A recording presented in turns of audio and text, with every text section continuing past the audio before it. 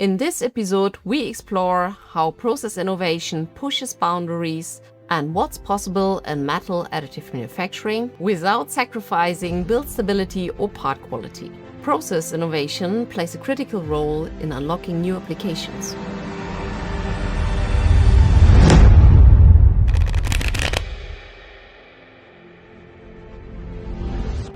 From advanced parameter development to technologies like smart fusion, especially in sectors like energy, where performance demands are extremely high. To dive deeper into this topic, I'm joined by Theresa Hahnemann. Hi Theresa, it's nice to have you here. Hi Tina, thanks for inviting me. Before we start into our questions, maybe you could start by introducing yourself briefly. I'm Theresa and I have a background in material science, and now I'm working as a process engineer in the EOS Innovation Metal Solutions department. Let's start directly with the first question. Why is process innovation so important? Yes, process development is essential in additive manufacturing because the field is rapidly evolving across multiple dimensions. First, we have a strong cost per part pressure.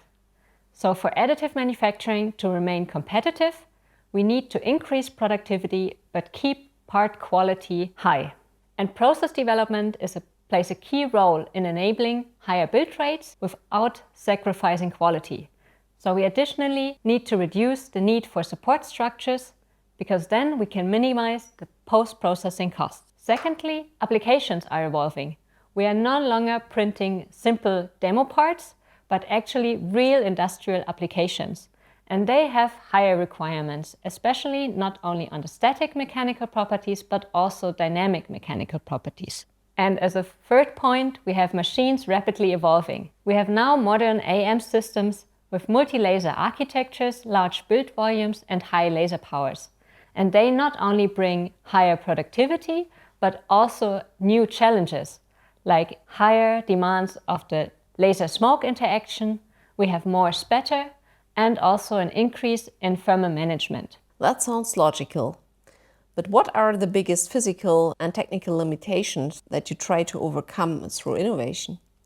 Additive manufacturing inherently is a highly localized and cyclic thermal process. Steep thermal gradients and repeated heating and cooling lead to residual stresses, distortion, and in the worst case, even part failure. These effects are traditionally avoided by using support structures, applying conservative scan strategies, and long wait times to cool down the parts. Therefore, a key challenge in process development is reducing thermal inhomogeneities. Are some of these limitations alloy-specific? Yes, definitely. Thermal stability and distortions are not only determined by the process parameters and the geometry of the part, but also by the alloy composition. Because the alloy composition determines the solidification behavior, the phase transformations, and the thermal properties. A good example would be the hard-to-weld alloys such as high-strength aluminum alloys of the 7000 series. They are especially challenging to fabricate in additive manufacturing because of their solidification behavior and thermomechanical response. They have a wide solidification range and tend to microsegregate alloying elements during solidification. This is making the material highly susceptible to hot tearing, especially under the steep thermal gradients and cooling rates that are typical for laser-based AM. In addition, these alloys exhibit high yield strength at elevated temperatures, which limits the stress relaxation and keeps high residual stresses. In contrast, we have aluminum silicon 10 magnesium, which has a high weldability because it has a narrow solidification range and a low strength that can relax the stresses during the build. We've already heard quite a bit about challenges involved in the process. Let's talk about parameter development. How do you approach creating new parameter sets for demanding applications? So we start with establishing a robust base parameter for the bulk. This means identifying laser power, scan speed, and hedge distance that deliver stable density and mechanical properties and remaining robust against variations, such as different build volumes, different job layouts, or small system deviations, like laser power fluctuations. Once this stable base is found, we can go to the next step and add targeted process features to influence specific process behaviors. Examples include laser power reduction at locations with changed heat conduction conditions, such as short vectors, overhangs, or channels. Then we go to especially demanding geometries, like for example building overhangs below 25 degrees or thin walls. And for this, laser power adaptations alone are not sufficient. So we have to move to tailored strategies for those regions.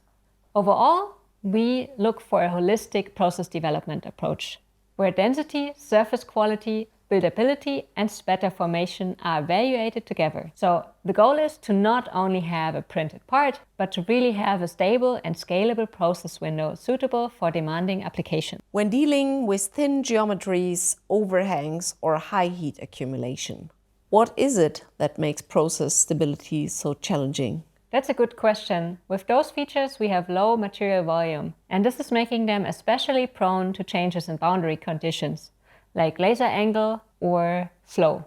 And these change throughout the build plate, because we have the laser in the center, and so depending on where our part location is, we have a different laser deflection angle.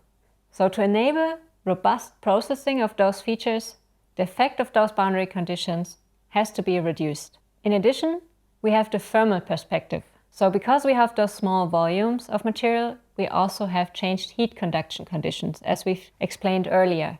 And this is making the material especially prone to different thermal gradients and highly localized temperatures. In turn, we have high residual stresses and distortions. In addition, the thermal perspective becomes even more critical because of those small material volumes.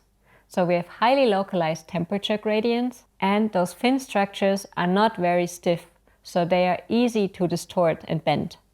And this is making them more prone for those temperature gradients. Theresa, I already hinted something in the intro: smart fusion.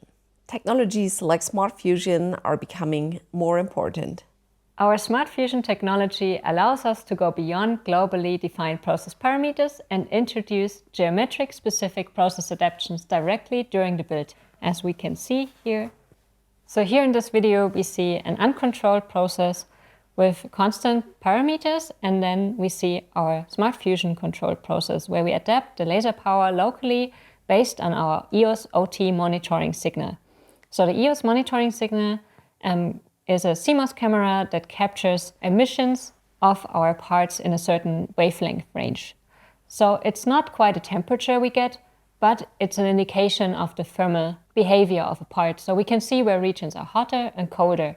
And with this, we can then use a controller to regulate the power in the areas that are hotter. So we record one layer, and then in the next layer, we adapt the laser power accordingly. With the uncontrolled process, we get a really bright afterglow, so we see that the part is quite hot. And then with the regulated process, we can see there's no afterglow and the part stays at a lower temperature. And so by regulating the temperature, we homogenize also the microstructure and ultimately the mechanical properties of a part.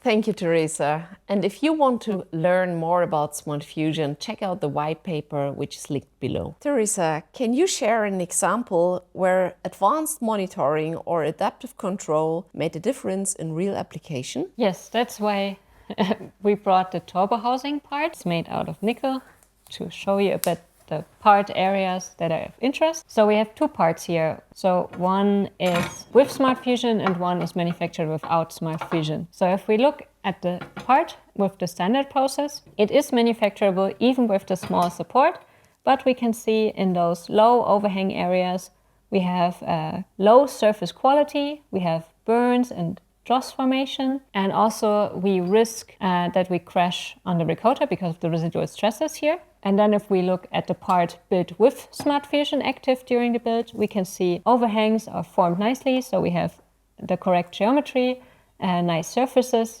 and no dross formation. And we can be sure that our build will survive the printing safely. The difference is surprisingly easy to notice. Before we wrap up today's episode, I'd like to touch one more topic: pushing boundaries while staying reliable. What's an application or stress test where you really had to push the process boundaries to its limits? A very demanding stress test is actually achieving constant and high surface quality across different build angles without using support. An example that comes to my mind are impeller vanes or cooling channels, because those are hardly accessible if we think about post-processing, so we cannot use supports there. And achieving constant surface quality at different build angles is really challenging. As we said before, in those volumes we have high heat accumulation and it's very sensitive to thermal instability and changed boundary conditions. So we've not only have to take into account the process parameters, but also the process strategy and the material. That was a lot of interesting information. So to wrap things up, here is one last question for you. What is the most important mindset for engineers who want to innovate successful additive manufacturing? So first, I would say use all available tools to understand the process. So especially monitoring can give viable insights into process behavior and help to develop processes faster. Second is start with a robust base. So not search for a parameter that is on an edge of a process window, but go a bit inside to keep it stable under various boundary conditions. And then as a third point, keep innovating. Thank you, Theresa. And thank you for watching this episode of Material World. Think big and discover the incredible potential of Smart Fusion. Spoiler, we already have an AI solution in the pipeline. Take a look at the additional articles linked below. I'll say goodbye for now, and if you like to dive deeper, make sure to check out our other episodes where we explore additional material topics. And if you found this helpful, don't forget to subscribe and stay tuned for more insights from Material World.